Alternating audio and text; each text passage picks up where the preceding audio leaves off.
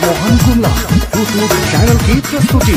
हमारे चैनल को सब्सक्राइब करें और बेल आइकन को दबाएं और सुने हमारे गाने सबसे पहले।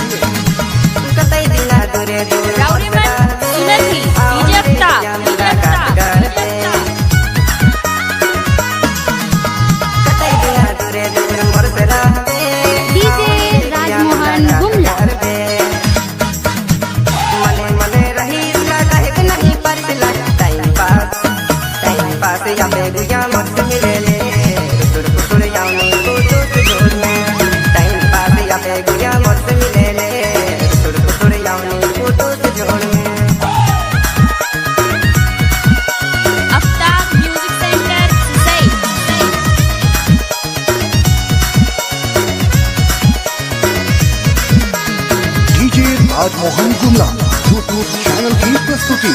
हमारे चैनल को सब्सक्राइब करें और बेल आइकन को दबाएं और सुने हमारे गाने सबसे पहले।